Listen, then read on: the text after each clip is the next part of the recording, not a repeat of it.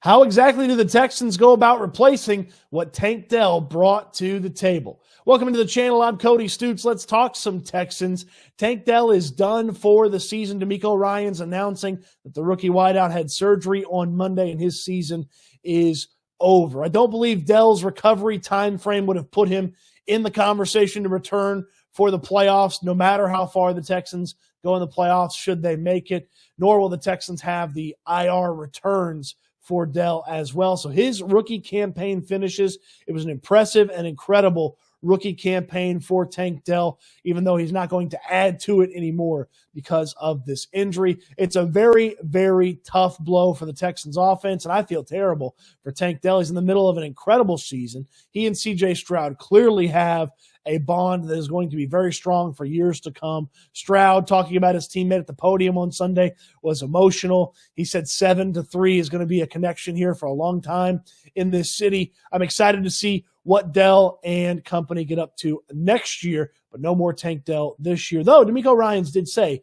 they expect him back for off-season activities, and it's not an MCL, PCL, LCL, ACL, any of the CL injuries that sometimes have long-lasting, lingering effects. So that's part of the good news for Tank Dell. But obviously the bad news is no more Tank Dell for the rest of the season for the Houston Texans, and he's been an integral part to the success of CJ Stroud and this offense to this point. So how exactly do you go about trying to replace some of the production that Tank Dell brought to the table? The important element about replacing Tank Dell is you can't replace Tank Dell. There's not somebody else on the team that does exactly what Dell can do well. The speed, the quickness, the ability to separate, get in and out of routes. There's not somebody that's exactly replicating what Tank Dell brings to the table. So if you try to just plug somebody in to Tank Dell's spot, have them do all the same things, that's not going to work for the Houston Texans. So there's going to be a change, a little bit of an alteration to the way that they operate as an offense, and that's a challenge that Bobby Slowick, CJ Stroud, the rest of the offense are going to have to deal with. Dell put a tremendous amount of stress on opposing defenses. That's part of offense in the modern day NFL. How many players can we put on the field that cause the defense to be stressed? And with Dell's ability to run the ball out of the backfield on sweeps, move around, and just be able to win at every level of the field, he put a lot of stress on opposing defenses. Now, how do you go about creating stress when you don't have one of your best stress creators? Well, that's up to Bobby Slowick and how they figure those things out. I think you'll see a lot of emphasis on making sure Nico Collins gets the ball in open spaces, on the move. Maybe some of that motion stuff could be used for Nico Collins. He's really the primary aspect of making sure this offense doesn't take a big step back without Tank Dell. Look, the potential of the offense certainly comes down a little bit, but Nico Collins is in the middle of an incredible season. You've got to continue to get to him. And if teams aren't going to double him, if teams aren't going to try to take him away, then go out there. He's winning one-on-ones. He's a complete wide receiver this season. Nico Collins this season in 11 games has more yards than his 24 games prior to this season. He's having an incredible year. Trust him to go out there and be the top wide receiver for this team in Tank Dell's absence. So some of the stuff that you would have given Dell, maybe you could run Nico with that. You give him some of those opportunities. And really, Collins and his opportunities ran independent of Tank Dell a lot of times as well. So let Nico Collins continue to win for you. That's the biggest thing for this Texans team.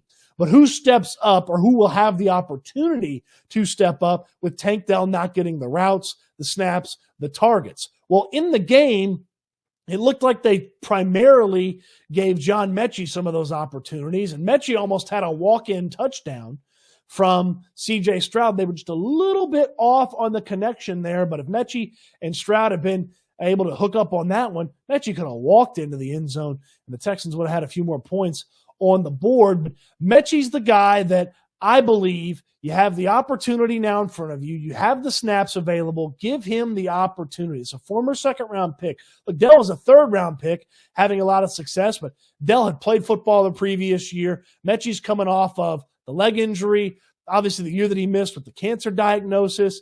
But at this point, I would think Mechie's had time to sort of knock off some of the rust, get acclimated to the way they want to use things. I'm not saying it's now or never for John Mechie, but he's the guy that I would give some of those opportunities to. I don't want to say all of the opportunities, but some of those opportunities to increase the availability of John Mechie in this situation and get him used to playing a little bit more, use him a couple of different ways. And you can't use him, again, the same way you use Tank Dell, but you can do some fun stuff with John Mechie. I'd really like to see what he can bring to the table with the opportunities that are there now because Tank Dell has had this injury that has ended his season. Obviously, Noah Brown and Robert Woods are two players that you're going to lean on as well. This team loves to lean on veterans unless a rookie just blows them away, a la Tank Dell. But Noah Brown and Robert Woods, some of the short stuff that Robert Woods was successful on early in the season, maybe you see a few more of those. And then Noah Brown, he worked a lot outside as well. So you get a little bit of inside versatility for him. Bump him inside, do some fun things with him. But Brown is a guy that I know he didn't have hardly anything to speak of from the Broncos game since his return from injury. But as he gets further and further away from being down with the injury, you think that he feels better and you can use him a little bit more. And I would think, again, Robert Woods factors in with some of that short, quick, easy stuff that we saw really early on in the season as well. So Nico Collins, still the top guy. A little bit more emphasis on John Mechie, Robert Woods and Noah Brown as the trusted veterans in this offense. And then you've got Xavier Hutchinson on the roster. Now, he was a healthy scratch for this most recent game. I would think that he's not going to be a healthy scratch going forward now that Dell is injured. I don't know exactly what to make of Hutchinson. He's been active on offense he's been active for the games, but has been used sparingly on offense for most of the year. There were a couple of games where he was only on special teams. He didn't even get any offensive snaps earlier this season. There's still some rawness to him. He's had a catch or a play here or there. I don't know that you divvy up necessarily some of the emphasis and focus that you put on Tank Dell in the offense to Xavier Hutchinson, but if he gets an opportunity, maybe he plays a little bit outside and you bump Nico Collins down to the inside. There's some mixing and matching that you can do to get Xavier Hutchinson on the field if you feel like you want to distribute some of those Tank Dell opportunities to somebody else, and then Hutchinson fills their role and their spot on the team. As far as players that they could add to the active roster, Steven Sims is here in the building for the Texans, so you could promote him from the practice squad onto the active roster. He caught a screen that went for 23 yards on like 2nd and 21, 3rd and 21 a couple of weeks ago. It was a pretty impressive play. Sims also helps with the return game, which is something that Dell had a hand in as well with this team. So he could add a little bit of depth. He's smaller, speedier, quicker than, say, Xavier Hutchinson or John Mechie, so it's a little bit closer to Tank Dell. Obviously, he's not Tank Dell, but if you're looking for somebody in a similar vein to Dell, though not as talented, Sims sort of fills that. And looking at the free agency, I don't see anything in free agency, from the Jarvis Landrys to any of these other names. Nothing really jumps off the page that you would go and add that player to the active roster from free agency. You'd have to get a ramp-up period. They'd have to create some chemistry with C.J. Stroud in a short amount of time. I don't see the free agency route being the way the Texans will go about this. I would think if they are going to add a wide receiver to the roster, Steven Sims from the practice squad to the active roster is the way that they would go, and that'd get them back to 6 wide receivers. Part of the reason you had 6 wide receivers on the roster was in case one of them was down, you could go back to the number of 5 wide receivers, which most teams have on their active roster. Though you're seeing a few more teams add those wide receiver numbers and bump it up to 6 over the traditional 5 a little bit more and more. So that's the wide receiver aspect of this. But when Dalton Schultz gets back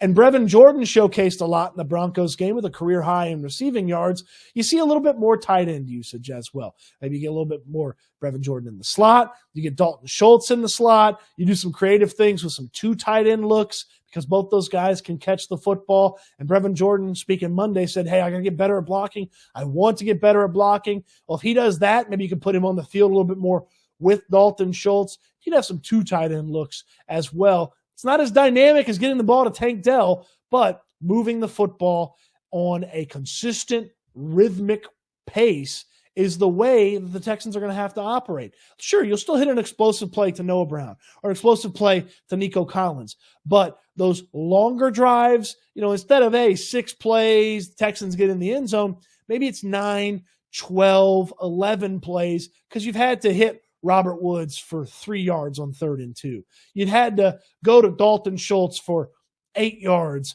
on 2nd down, as opposed to, throwing it up 50 yards, boom, Tank Dell comes down with it, like we've seen them do a couple of times over the course of this season. So the rhythmic offense, the passing offense, some shorter stuff, some less explosive stuff, but maybe that not quite death by 1,000 paper cuts. I'm not saying dink and dunk the opposing team to death. That's not what I'm suggesting or advocating for by any means. You just may see a little bit more of what I call safe but effective passing offense from this Texans team. A couple of safer throws, but effective throws. You can trust C.J. Stroud to do that. He can do it all at the quarterback spot. So get him in a rhythm, hit some of those short throws, get him in to the flow of this offense, and you'll still put points on the board. You'll still score. And, oh, by the way, Noah Brown, Nico Collins and company, they're still going to be there for the explosive plays. You just won't have as many without Tank Dell. One final thing about the Tank Dell injury as well. We're a couple weeks removed from Tank Dell talking about how much he relishes helping his teammates out, and even when it comes to blocking as a smaller wide receiver, he still goes out there and gives it his all. I think the comment was made from Bobby Slowick that Tank Dell thinks he's the size of Nico Collins when he goes out there to block. Tank Dell was set up on the outside of that play. He was the furthest wide receiver set up in that play where he got injured. And then he came down to help block. I don't know that that's exactly what was called. I don't know what the play call was. I don't know what his assignment was. But Dell saw an opportunity to go in there and block for his teammate. He took it, and then injuries happen in football. It's not like he was the damn lead blocker for Dameon Pierce, and he got his his leg torn up doing that. I mean, he came in trying to be a good teammate, trying to do something that this offense emphasizes, which is have the wide receivers block, and he got hurt. That's football. I'm not blaming Bobby Slowick. I'm not blaming Tank Dell. I'm not blaming DeMeco Ryans. I'm not blaming anybody else on the offense. I'm not blaming anybody on the Texans. It's football. Players get hurt. Guys get rolled up on. Guys get injured. That's what happened to Tank Dell. It's unfortunate. But that's the bad luck of football. I'll also not entertain any conversations about, well, this is what happened to small wide receivers. This is not a, my goodness, the small guy gets banged up situation. This is a play that could have happened to anybody. Go watch the play. Anybody could have broken their leg on this type of play. In fact, we're only about a month removed from Jarrett Patterson in a similar situation, having his leg get broken. So I'm not going to listen to Tank Dell. This is what happens to small guys in the NFL. Big people beat up little people. That's not what happened here. It's an injury. Those things happen in the National Football League. They are unfortunate, and you have to deal with them.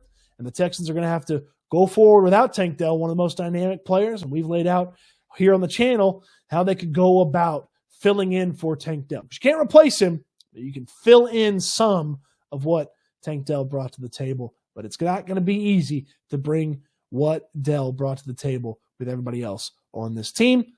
That's why you got to have a lot of faith in C.J. Stroud, this offense, and the rest of the team to take care of business, because injuries happen in the National Football League. I hope what else happens is you throw me a thumbs up on this video.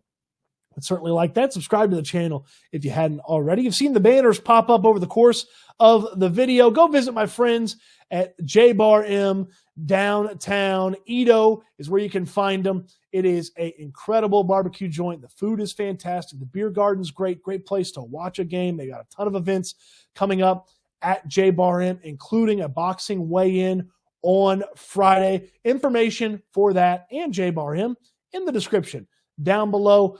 Don't miss out on it.